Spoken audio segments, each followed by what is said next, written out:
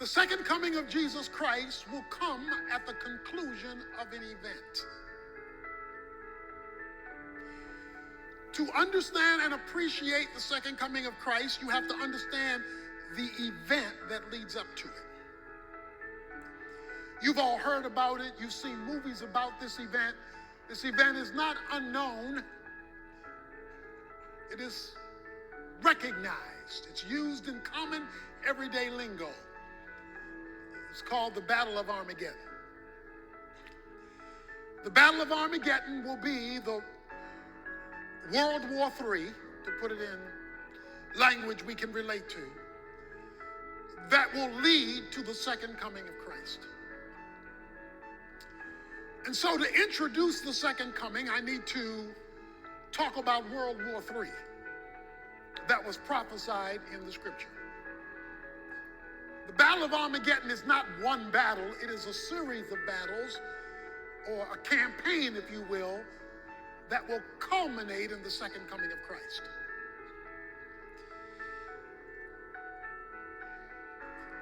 Let me lay it out for you, show you a couple of key scriptures so that you can grasp it, because there's so much to it that as best as I can, I want to summarize it for you. The tribulation is the 7-year period of time after the rapture of the church, where God will reestablish his program with Israel. Now, the reason he must reestablish his program with Israel is because God's revelation was to come through Israel. His written and living revelation was to come through his sovereign choice of the nation Israel. Because of Israel's rejection of Messiah, God has placed them aside for the time being to work with the church. The church will be raptured, as we have seen, introducing the 70th week of Daniel, or the last 7 years of history as we now know it. There will be a peace treaty signed. We've already seen this, by the Antichrist, and he will seem like the answer to the Middle East conflict. He will establish a peace treaty. This Antichrist will arise out of Europe, the 10 toes of Daniel, overseeing the now already built European Confederation of nations that now exist in Europe, where the Bible prophesied that there would be a common currency. It's now in place, the euro.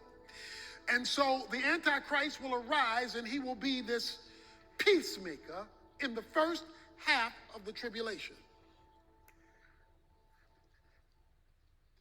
Satan understands that to block the second coming of Christ, he's got to get rid of Israel. Because Israel is the one thing standing in the way of him nullifying the promises of God. Because God promised it would come through Israel. Israel has rejected him. Therefore, he must get rid of Israel so that they do not respond to him. And so when you get to this part of prophecy, Israel is on center stage. And the Middle East is on the front page. So let's bring it now to the middle of the tribulation. Those of you on Wednesday night have seen over and over again the mention of 3.5 years or 42 months over and over and over again. That's called in the Bible the Great Tribulation, the last half of the 7-year period. During this period of time, the last 3.5 years, something is going to occur. That something is summarized for us in Daniel chapter 11, verses 40 to 45. And I will summarize that for you now. Because this will occur as we come to the middle of the tribulation, which will set in motion Armageddon. The prophet Daniel, prophesying about the Antichrist who is to come, says in chapter 11, at the end of time, the king of the south will collide with him, the Antichrist, and the king of the north will storm against him with chariots. with horsemen and with many ships. And he will enter countries, overflow them and pass through. He will also enter the beautiful land, Israel, and many countries will fall, but these will be rescued out of his hand. Verse 42, then he will stretch out his hand against other countries, and the land of Egypt will not escape. But he will gain control over the hidden treasure in gold and silver and over the precious things of Egypt. Verse 44, but rumors from the east and from the north will disturb him, and he will go forth with great wrath to destroy and annihilate many. Daniel, now prophesying about the end time, at the end of time, says that there will be a reaction to the rise of the Antichrist. The Antichrist is going to arise as this worldwide peacemaker, and he will say like Hitler, today Europe, tomorrow the world. And he will lay claim to world rulership. The king of the north, Russia, and the communist bloc is going to react to that, not wanting the Antichrist to rule, and will attack the Antichrist. So you should not be surprised today when you open up the newspaper and see that Russia has now come to the aid of Syria, joining Iran against Israel. He says there will now also be a reaction from the king of the south. That's Egypt and the Islamic contingency, which is also against Israel. So Egypt, the Arab nations, and the religion of Islam is going to come against Israel and the Antichrist, who has positioned himself initially as a friend of Israel.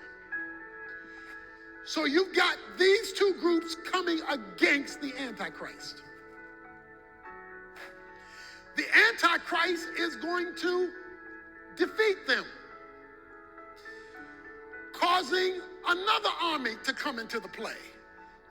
You read it, it's the army from the east. That's China. That's the Eastern Bloc, which, seeing the power of the Antichrist and not wanting to be overruled, will move, the book of Revelation says, with an army of 200 million strong to come up against the Antichrist, who has set himself up to rule the whole world. So you got all of this stuff happening, and it's all happening in one location, the Middle East. Look at Revelation chapter 16.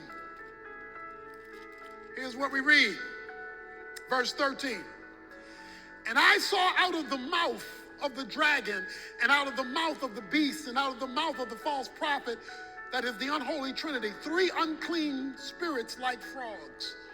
And they were spirits of demons performing signs which go out to the kings of the whole world to gather them together for the war of the great day of God, the Almighty. Behold, I am coming like a thief. Blessed is the one who stays awake and keeps his clothes, so that he will not walk about naked, and men will not see his shame. And they gather them together to the place which in Hebrew is called Armageddon, or the valley or the mountain of Armageddon. Armageddon is a huge plain. Napoleon Bonaparte, when he saw the valley of Megiddo, he said, this is the most natural battlefield in the world. It is huge. And it will be the staging area or central control for this battle, where these armies are coming initially against the Antichrist. So that is a summary of what will set in motion this battle of Armageddon. Now, when all of this is taking place, God is not silent. Zechariah chapter 14 puts it this way. In describing the same battle through another prophet, and that's some of the challenge of this because it's scattered throughout the Bible, but verse 2 says, for I will gather all the nations against Jerusalem to battle, And the city will be captured, the houses plundered, the women ravaged, and half of the city exiled, but the rest of the people will not be cut off from the city. The Lord will go forth and fight against those nations, and when he fights on the day of battle. So let me explain this, Lucy. All these nations are coming together in the Middle East because Satan has got to get rid of Israel. That's his last hope for victory against God. But Zechariah says God is bringing the nations together. But Revelation 16 says that the unholy Trinity is bringing the nations together. So who's bringing the nations together? Both. Satan is doing it for his purposes, and God is doing it for his purposes. So you have to understand something about God, and that is God can use the devil to accomplish his purposes. Okay? There are many illustrations of that in the Bible, but for our sake today, God is allowing the devil to be the devil in order to accomplish the will of God. So whenever you think of the devil, just remember he's God's devil. Okay? And so God is using the rebellion of Satan to accomplish his purposes. So now the whole world is centered on the Middle East. When this happens, CNN, Fox News, MSNBC, all of them are going to be talking about this. Some of you may ask, well, where is the United States in all of this? Well, remember, the Antichrist is over Europe. The military of Europe is NATO. The United States is the power and economic support for NATO. So when the Antichrist rises in Europe, the United States is swallowed in that because the United States supports the European Union. So we become, in fact, the United States was born out of Europe. So it's natural it would be the support for this European activity that takes place. So now you have the whole world centered in Israel. You have now the leaders of the nation of the world coming together initially against the Antichrist, who begins to defeat some of them. And as we saw last time, in the midst of all of this, the Antichrist in the middle of the tribulation is going to break his agreement with Israel. It's called the abomination of desolation. Daniel chapter 9, verse 27. He's going to come in and he's going to now try to destroy Israel. At the beginning of the tribulation, he was Israel's friend.